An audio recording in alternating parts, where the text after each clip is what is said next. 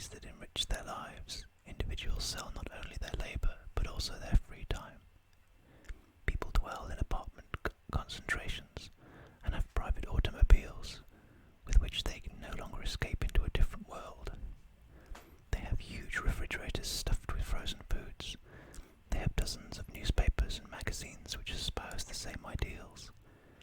They have innumerable choices, innumerable gadgets which are all of the same sort and keep them occupied and divert their attention from the real issue, which is the awareness that they could both work less and determine their own needs and satisfactions.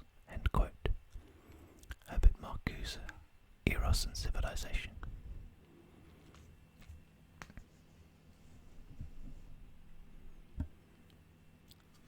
The claim of the book is that the last 40 years have been about the exorcising of, quote, the specter of a world which could be free, end quote.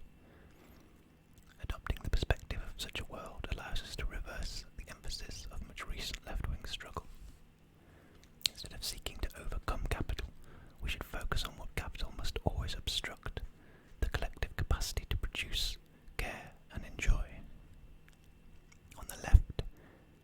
We, on the left, have had it wrong for a while. It is not that we are anti-capitalism, it is that capitalism, with all its visored cops, its tear gas, and all the theological niceties of its economics, is set up to block the emergence of this red plenty. The overcoming of capital has to be fundamentally based on the simple insight that, far from being about wealth creation, capital necessarily and always blocks the production of common wealth. In the exorcism of the spectre of a world which could be free is the project that has been called neoliberalism. But neoliberalism's real target was not its official enemies, the decadent monolith of the Soviet bloc and the crumbling compacts of social democracy and the New Deal, which were collapsing under the weight of their own contradictions.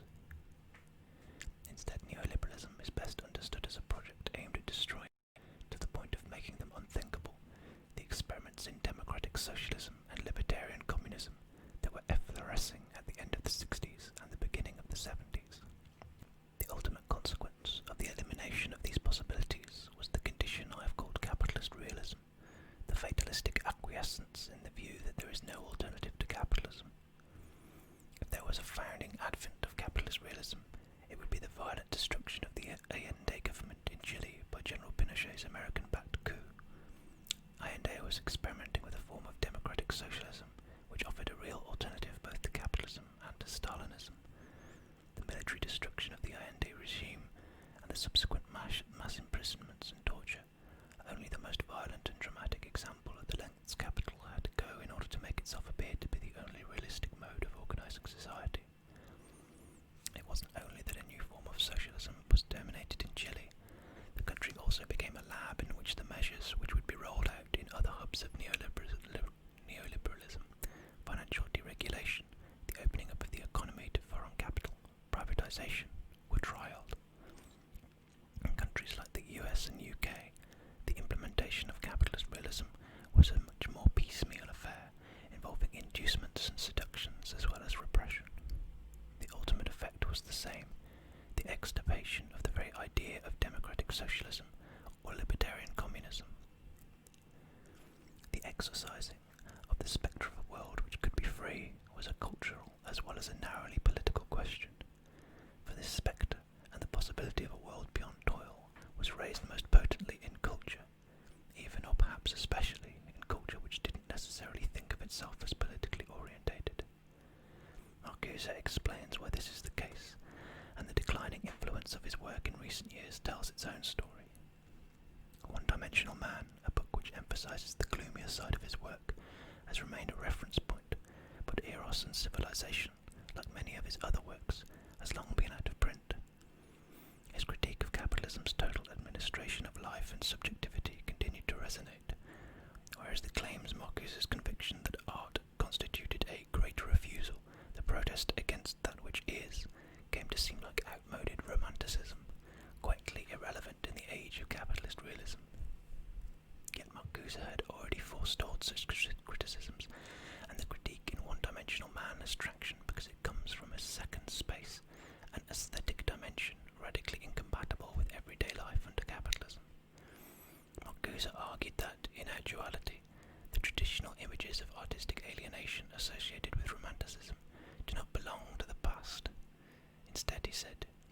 formulation they recall and preserve in memory belongs to the future, images of a gratification that would destroy the society that suppresses it.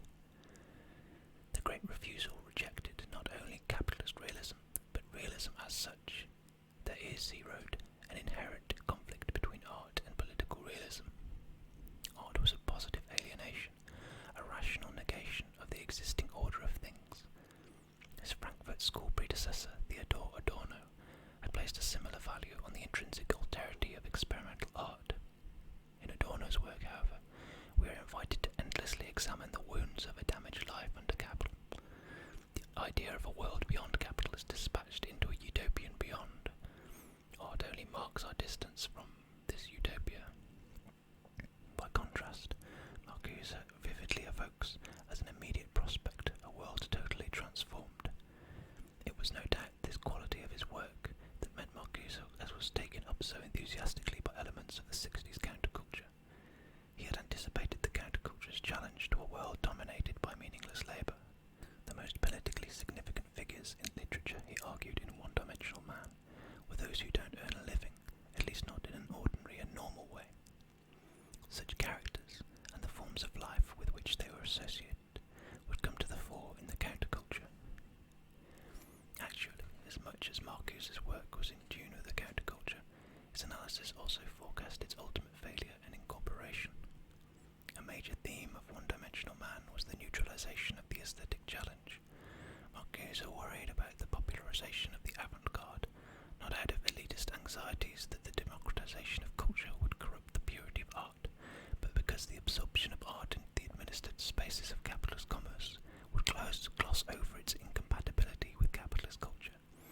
He had already seen capitalist culture convert the gangster, the beatnik, and the vamp from, quote, images of another way of life into, quote, freaks or types of the same life. The same would happen to the counterculture, many of whom, poignantly, preferred to call themselves freaks. In any case, Marcuse allows us to see why the 60s continue to nag at the current moment. In recent years, the 60s have come to seem at once like a deep past so exotic and distant that we cannot imagine living in it, and a moment more vivid than now, a time when people really lived, when things really happened.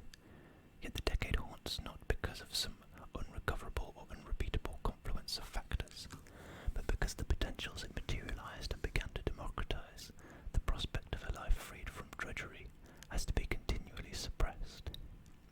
To explain why we have not moved to a world beyond work, we have to look at a vast social, political and cultural project whose aim has been the production of scarcity.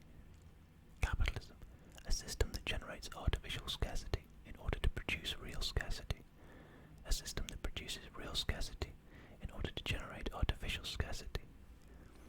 Actual scarcity, scarcity of natural resources, now haunts capital, as the real that its fantasy of infinite expansion must work overtime to repress. The official scarcity, which is fundamentally a scarcity of time, is necessary, as Marcuse says, in order to distract us from the imminent possibility of freedom. Neoliberalism's victory, of course, depended upon a co-option of the concept of freedom. Neoliberal freedom, evidently, is not a freedom from work, but freedom through work. Just as Marcuse predicted, the availability of more consumer goods and devices in the global north has obscured the way in which those same goods have increasingly functioned to produce a scarcity of time. But perhaps even Marcuse could not have anticipated 21st century capital's capacity to generate overwork and to administer the time outside paid work.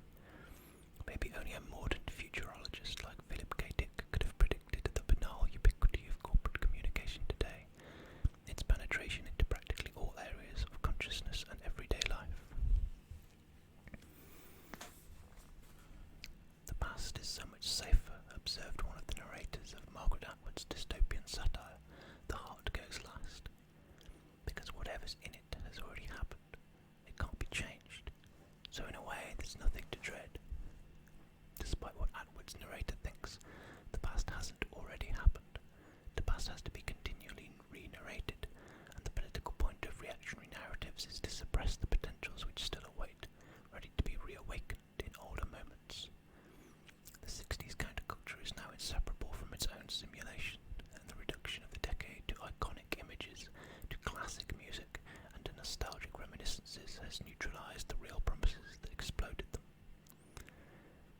those aspects of the counterculture which could be appropriated have been repurposed as precursors of the new spirit of capitalism, while those which were incompatible with a world of overwork have been condemned as so many idle doodles, which in the contradictory logic of reaction are simultaneously dangerous and impotent.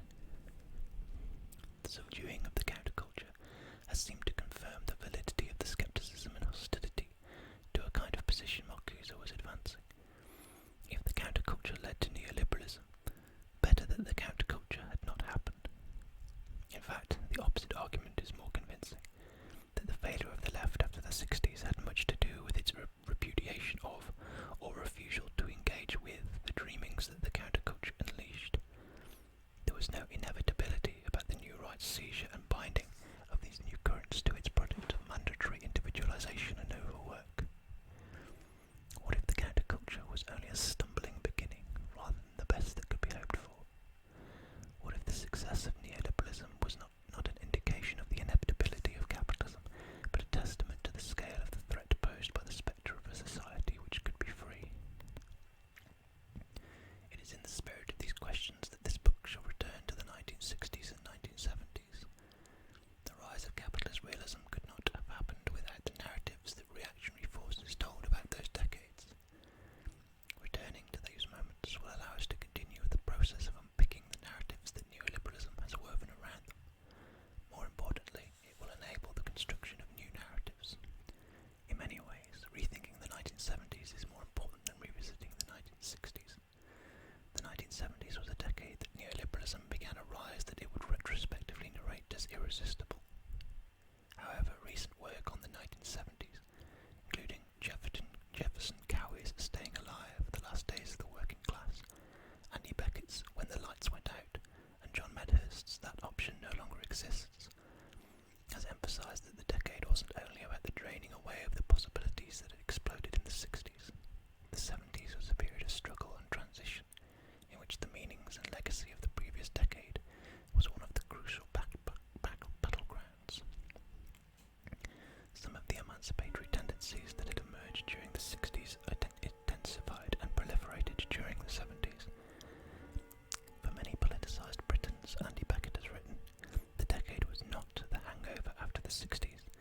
It was the point when the Great 60s Party actually started.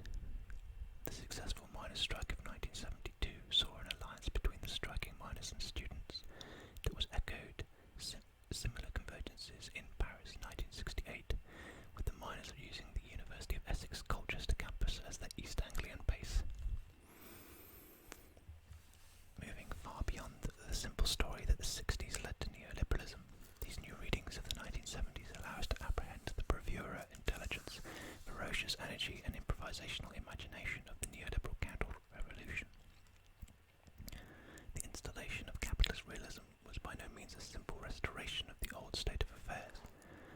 The mandatory individualism imposed by neoliberalism was a new form of individualism, an individualism defined against the different forms of collectivity that clamoured out of the 60s. This new individualism was designed to both surpass and make us forget those collective forms. So to recall these multiple forms of collectivity is less an act of remembering than an unforgetting, a counter-exorcism of the spectre of a world which could be free. Acid Communism is the name I have given to this spectre. The concept of acid communism is a provocation and a promise. It is a joke of sorts, but one with very serious purpose. It points to something that, at one point, seemed inevitable, but which now appears impossible. The convergence of class consciousness, socialist feminist consciousness raising, and psychedelic consciousness, the fusion of new social movements with a communist project, an unprecedented aestheticization of everyday life. Acid communism both refers to actual historical developments and to a virtual confluence that has not yet come together in actuality. Potentials exert influence without being actualized. Actual social formations are shaped by the potential formations whose actualization they seek to impede. The impress of a world which could be free can be detected in the very structures of capitalist realist world which makes freedom impossible. The late cultural critic Ellen Willis said that the transformations imagined by the counterculture would have required, quote, a social and psychic revolution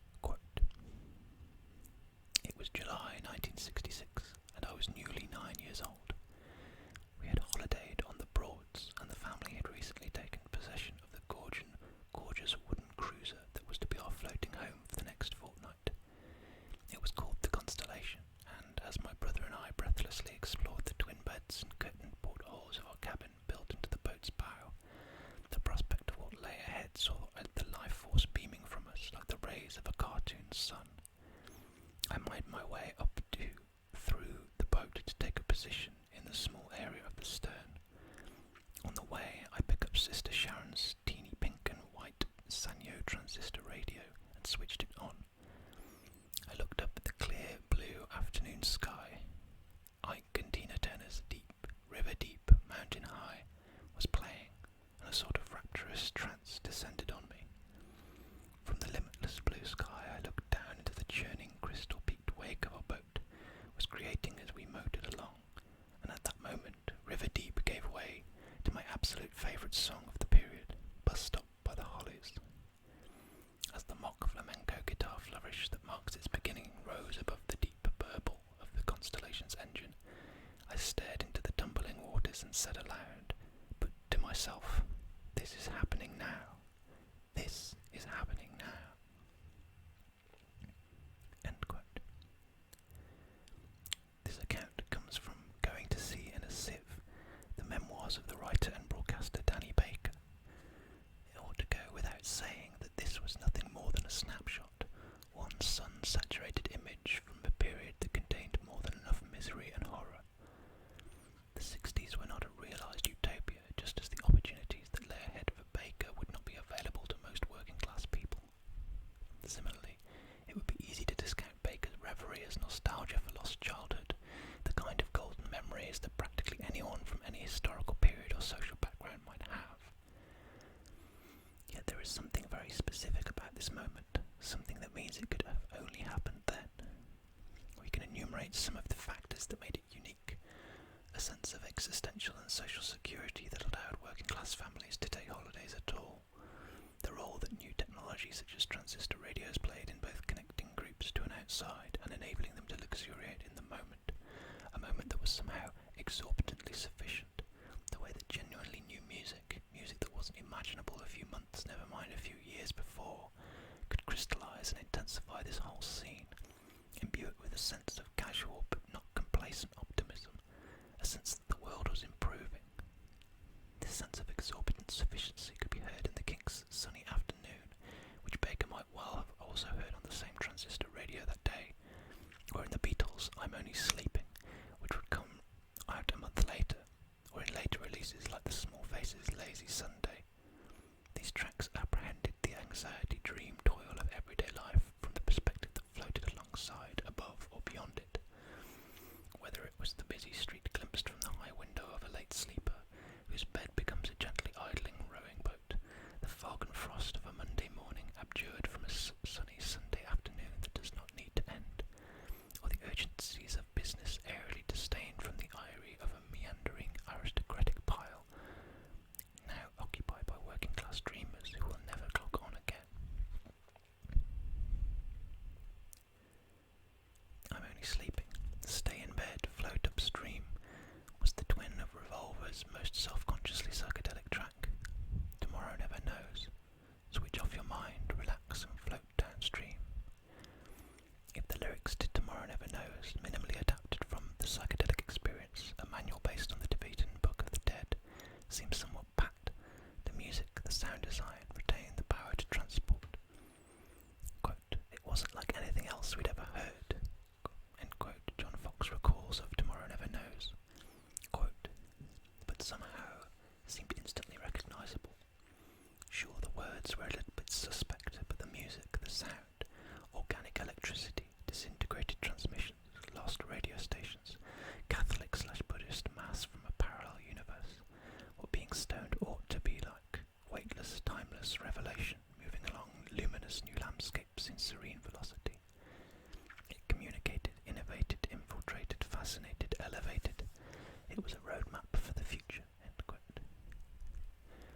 These luminous new landscapes were worlds beyond work, where drudgery's dreary repetitiveness gave way to drifting explorations of strange terrains.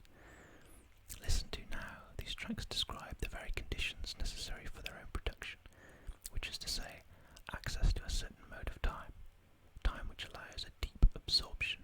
The refusal of work was also a refusal to internalise the systems of valuation which claim that one's existence is validated by paid employment. It was, that is to say, a refusal to submit to a bourgeois gaze which measured life in terms of success in business.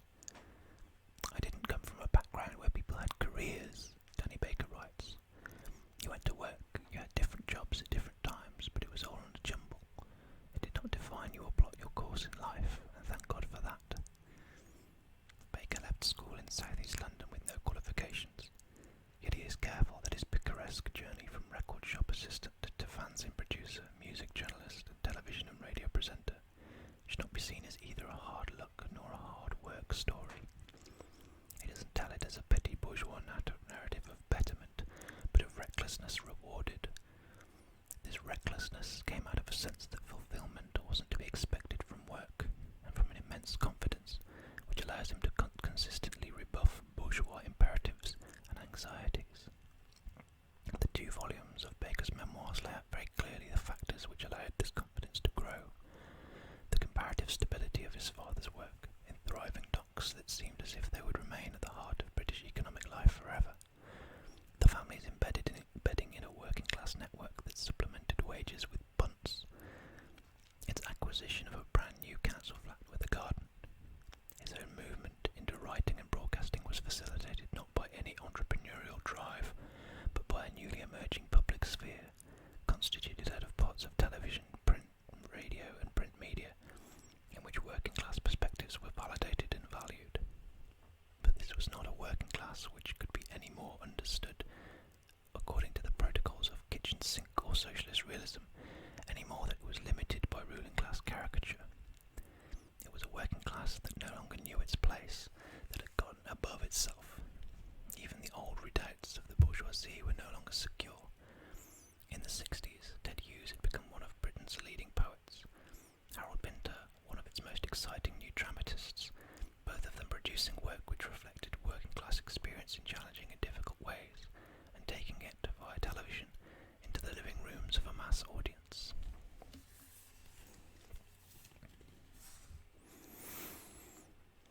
In any case, we are a long way from the disappearance of class that would later be trumpeted by neoliberal ideologues.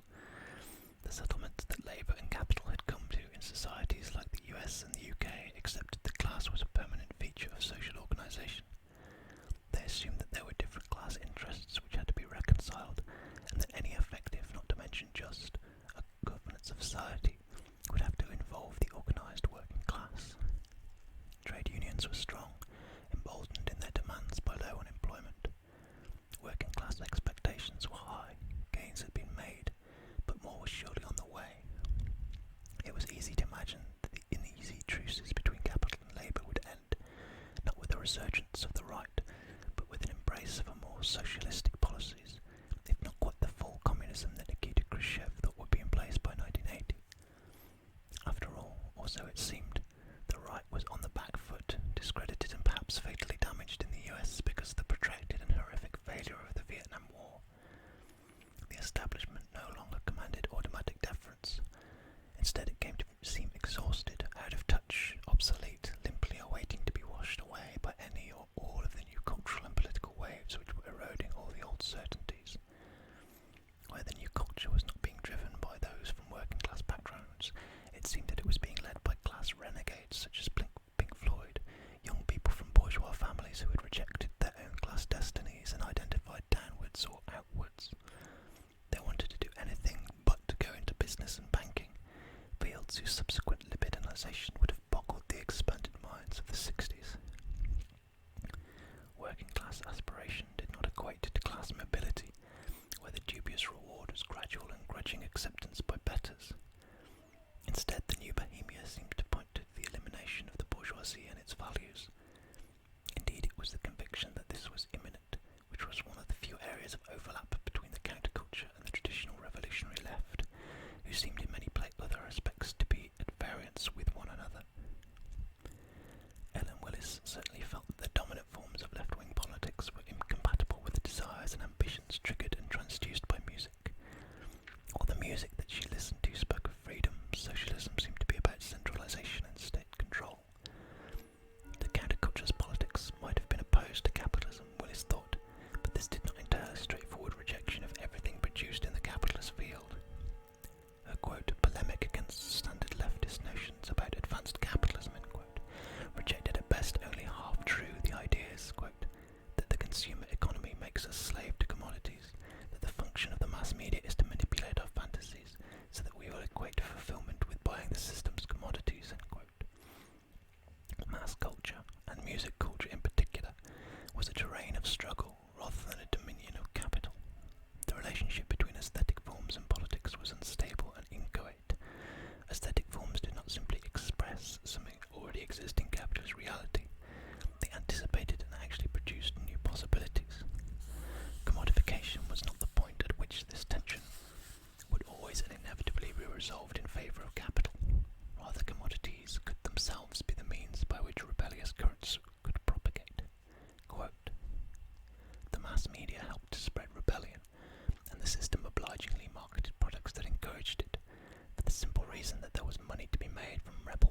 also consumers. On one level, the 60s result was an impressive illustration of Lenin's remark that the capitalist will sell you the rope to hang him with. End quote. In the UK, Stuart Hall felt similar frustrations with much of the existing left. Frustrations that were all the more intense in his case because he thought of himself as a socialist. But the socialism that Hall wanted, a socialism that could engage with the yearnings and dreamings that he heard in Miles Davis's music, was yet to be created, and its arrival was obstructed as much by figures from the left as from the right. The first obstructive figure of the left was the complacent steward of Cold War organised labour or social democracy. Backward-looking, bureaucratic, resigned to the inevitability of capitalism, more interested in preserving the income and status of white men than in expanding the struggle to include. This figure is defined by compromise and eventual failure. The other figure, what I want to call the harsh Leninist superego, is defined by its absolute refusal of compromise. According to Freud, the superego is characterized by the quantitatively and qualitatively excessive nature of its demands. Whatever we do, it's never enough. The harsh Leninist superego mandates a militant ascesis. The militant will be single-mindedly dedicated to the revolutionary event and unflinchingly committed to the means necessary to bring it about. The harsh Leninist superego is as indifferent to suffering as it is hostile to pleasure. Lenin's phobic response to music is instructive here. Quote, I can't listen to music too often. It affects your nerves, make you want to say stupid nice things and stroke the heads of people who could create such brute beauty while living in this vile hell. End quote. While the complacent leaders of organised labour were invested in the status quo, the harsh Leninist superego stakes everything on a world absolutely different to this one. It was this post-revolutionary world which would redeem the Leninist, and it was from the perspective of this world that they judged themselves. In the meantime, it is legitimate and indeed necessary to cultivate an indifference towards current suffering. We can and must step over homeless people, because giving to charity only obstructs the coming of the revolution. But this revolution had little in common with the social and psychic revolution of almost inconceivable magnitude that Ellen Willis thought was seeded in the counterculture's dreamings. The revolution as she conceived of it would at once be more immediate. It would fundamentally concern how care and domestic arrangements were organised, and more far-reaching. The transformed world would be unimaginably stranger than anything Marxism-Leninism had projected. The counterculture thought it was already producing spaces where this revolution could already be experienced. To get some sense of what these spaces were like, we can do no better than listen to The Temptations' Psychedelic Shack, released in December 1969. The group play the role of breathless ingenues who have just returned from some kind of wonderland. Strobe lights flash and wait till after sundown. There ain't no such thing as time, incense in the air. For all the familiarity of these signifiers, listening to Psychedelic Shack now can actually bring us up short. Invited to think about the psychedelic, our first associations might be with solipsistic withdrawal. The lyrics of a track like Tomorrow Never Knows invite just such an association. Yet Psychedelic Shack describes a space that is very definitely collective, that bustles with all the energy of a bazaar. For all its carnivalesque departures from everyday reality, however, this is no remote utopia. It feels like an actual social space, one you can imagine really existing. You are as likely to come upon a crank or a huckster or poet as a poet or musician here, and who knows if today's crank might turn out to be tomorrow's genius. It is also an egalitarian and democratic space, and a certain affect presides over everything. There is multiplicity, but little sign of resentment or malice. It is a space for fellowship, for meeting and talking as much as having your mind blown. If there's no such thing as time, because the lighting suspends the distinction between day and night, because drugs affect time perception, then you are not prey to the urgencies which make so much of work-day life a drudge. There is no limit to how long conversations can last, and no telling where encounters might lead. You are free to leave your street identity behind. You can transform yourself according to your desires, which you didn't know you had. The crucial defining feature of the psychedelic is the question of consciousness and its relationship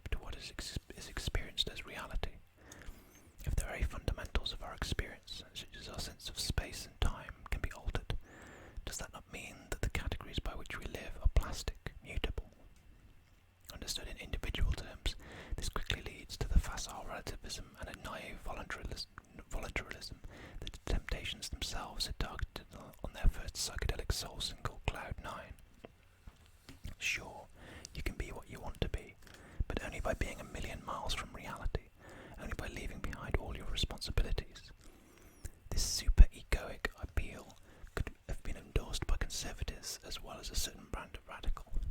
Conservatives who wanted everyone to knuckle down to work, militants who demanded commitment to revolution which, they said, entailed an attention to the horrors of the world, not a quick fixed flight from the real.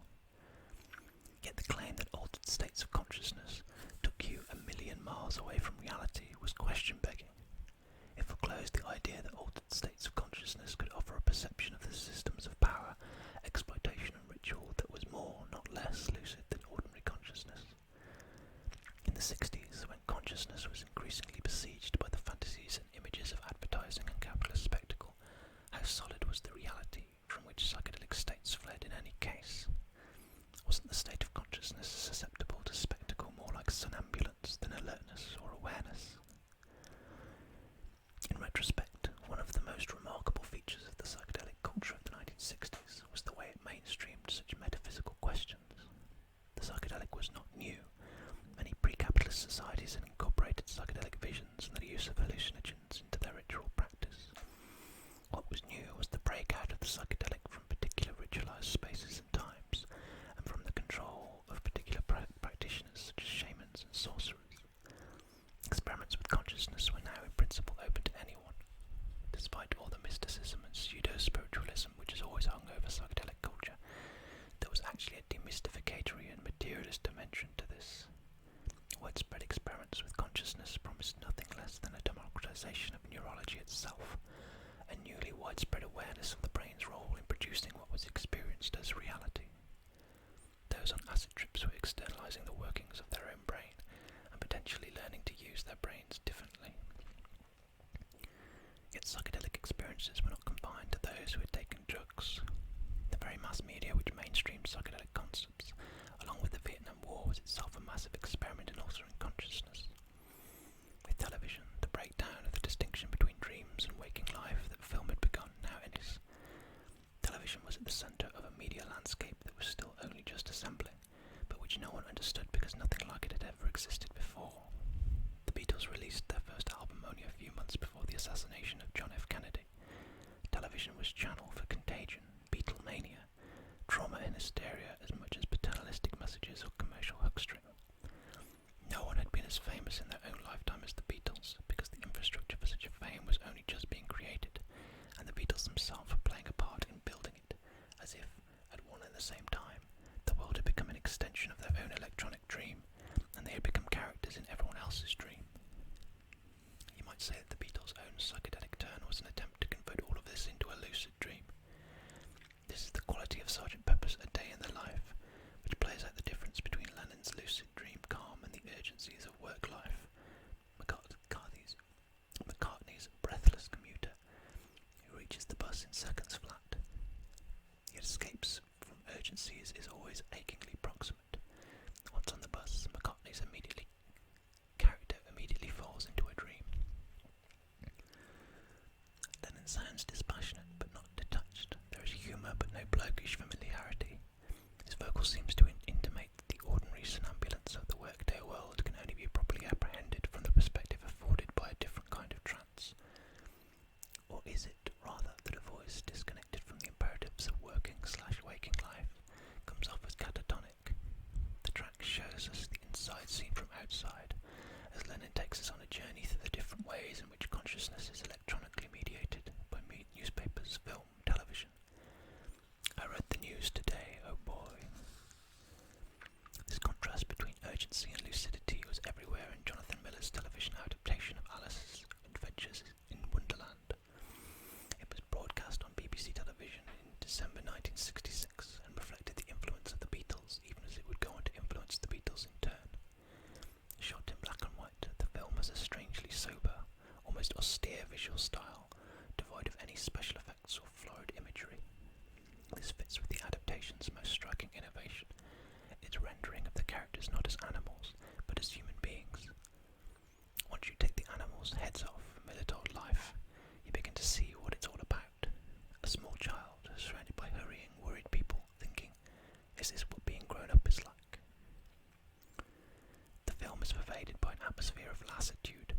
languor and catatonia that sometimes lurches into sudden panic and helplessness. Miller again. Quote, "The book, by dressing things up in animal clothes, presents a dream-disguised domestic charade. All the levels of authority and order-giving and obedience are reflected." End quote. The ordinary world appears as a tissue of nonsense, incomprehensibly inconsistent, arbitrary and authoritarian, dominated by bizarre rituals, repetitions and automatisms. It is itself a bad dream, a kind of trance. In the solemn and autistic testiness of the adults who torment and perplex Alice, we see the madness of ideology itself, a dream work that has forgotten it is a dream, and which seeks to make us forget too, by sweeping us up in its urgencies, by perplexing us with its lugubrious dementia, or by terrifying us with its sudden, unpredictable, and insatiable violence. The laughter that this Alice provokes, sometimes uneasy, sometimes uproarious, is a laughter that comes from the outside. It is a psychedelic laughter, a laughter that, far from confirming or validating the values of any status quo, exposes the bizarreness, the inconsistency of what had been taken for common sense. Is this not the laughter that Michel Foucault describes in a justly renowned passage from the preface to The Order of Things, a book that was originally published in the same year that Miller's version of Alice was broadcast? Foucault refers there to a story by Bourgeois, in which he quotes a certain Chinese encyclopedia, in which it is written that, quote, "Animals are divided into A, belonging to the emperor, B, embalmed, C, tame, D, suckling pigs, E, sirens, F, fabulous, G, stray dogs, H, included in the present classification, I, frenzied, J, innumerable, K, drawn with a very fine camel hair brush, L, etc., M, having just broken the water pitcher, N, that from a long way off look like flies." End quote. In the wonderment of this taxonomy, the thing we apprehend in one great leap, the thing that, by means of the fable, is demonstrated as the exotic charm of another system of thought, is the limitation of our own, the stark impossibility of thinking that. End quote. This perspective, this laughter from the outside, runs through all Foucault's work. For all its intricacy, its density and opacity, Foucault's major work, From the History of Madness, at the beginning of the 1960s, although to the books on sexuality he would publish after the Death Valley, seemed to revolve around and repeat a fundamental insight or outside, the arbitrariness and contingency of any system, its plasticity. If this outside vision was consonant with the psychedelic consciousness, in Foucault's case it did not have its origin in drugs. Foucault wouldn't consume LSD until nearly a decade later, when he headed out to Death Valley and took acid at Zabriskie Point, the site of Michelangelo Antonioni's film about the counterculture. Foucault, seldom comfortable in his own skin, was always looking for a way out of his own identity. He had memorably claimed that he wrote in order not to have a face, and his prodigious exercises in rogue scholarship and conceptual invention, the textual labyrinths seem meticulously assembled from innumerable historical and philosophical sources, were one way out of the face. Another route was what he called the limit experience, one version of which was his encounter with LSD.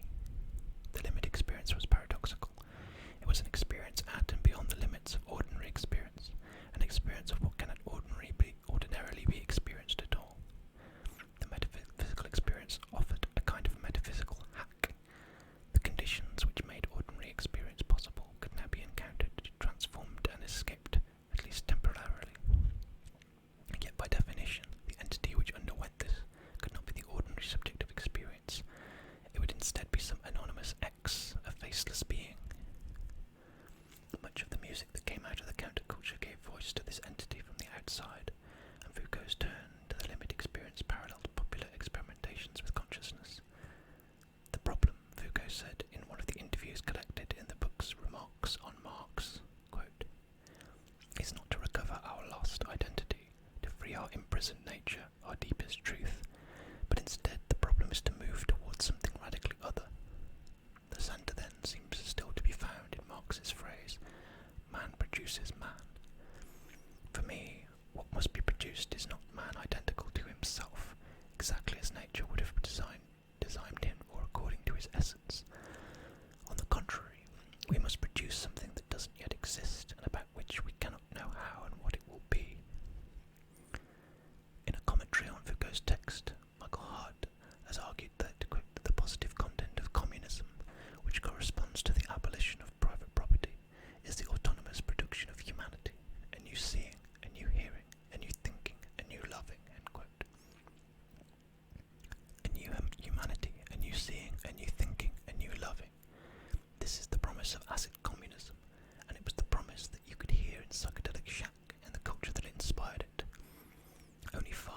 separated Psychedelic Shack from the Temptations' early signature hit, My Girl.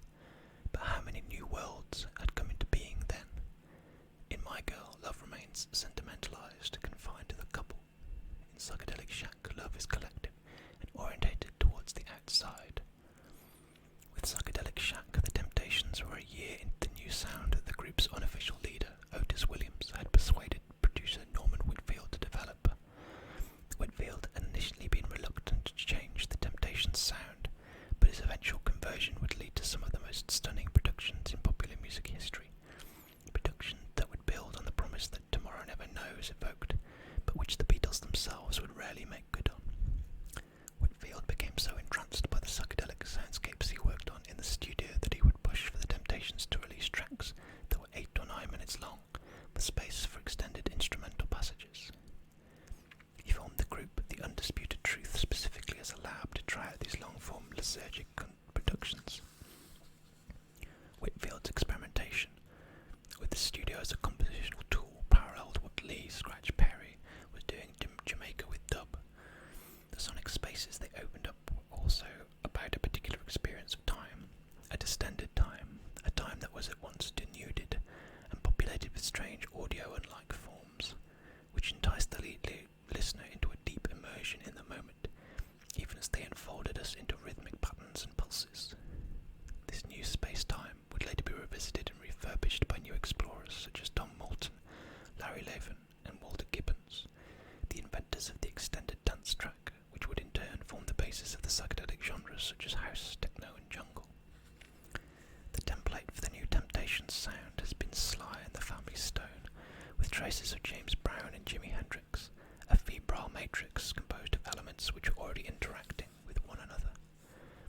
The change in sound was more than a shift in style. It also responded to a new set of demands and expectations of what music could be.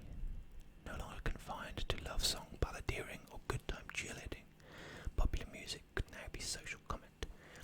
Even better, it could feed off and feed back into the social transformations that were dissolving former certainties, prejudices, assumptions. It could take its bearings from the confidence, anger, and assertiveness that was brimming out of the civil rights movement, and it could perform a new set of social relations that gave a heady taste of what the world might look like once the movement had succeeded. This is what Grail Marcus heard and saw in Sly and the Family Stone in his great 1975 essay, The Myth of Stagger Lee. Sly's real triumph was that he had it both ways. Every nuance of his style, from the razzle-dazzle of his threads to the originality of his music, made it clear that he was his own man. If the essence of his music was freedom, no one was more aggressively free than he.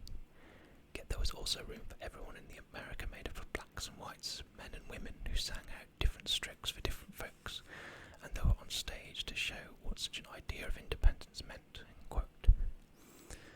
Sly and the Family Stone did indeed seem to have it every way, with a sound that was somehow ramshackle, improvised and yet sinuously danceable, a music that was neither sentimental nor sanctimonious, but humorous and deadly serious all at the same time.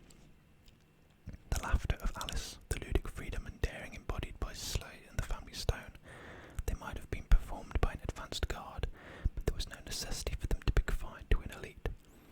On the contrary, the question that their presence on radio and TV insistently posed was, why shouldn't this bohemia be open to everyone? Despite much of the traditional left's deafness and hostility to these currents, the counterculture did have an impact on the workplace, in struggles conducted by a new kind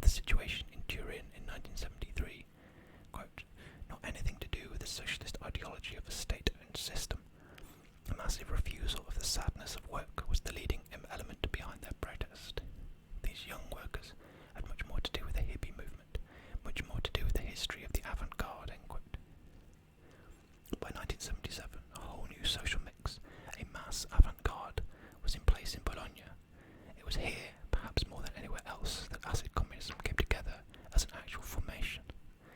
The city seethed with the energy and confidence that erupts when new ideas commingle with new aesthetic forms.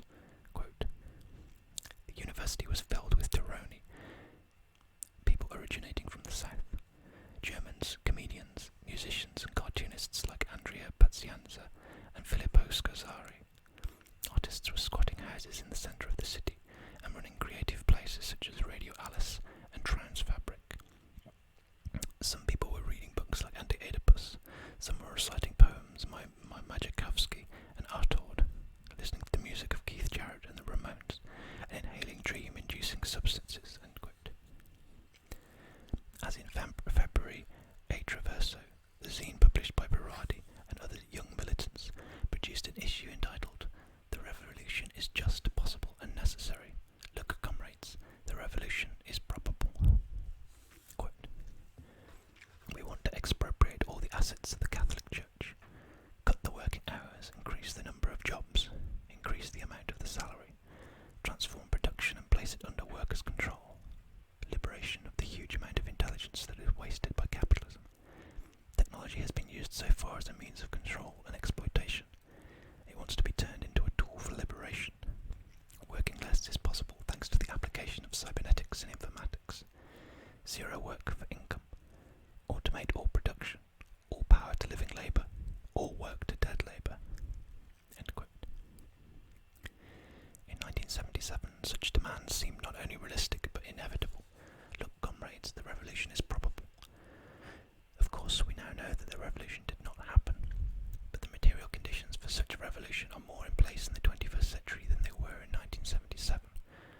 What has shifted beyond all recognition since then is the existential and emotional atmosphere. Populations are resigned to the sad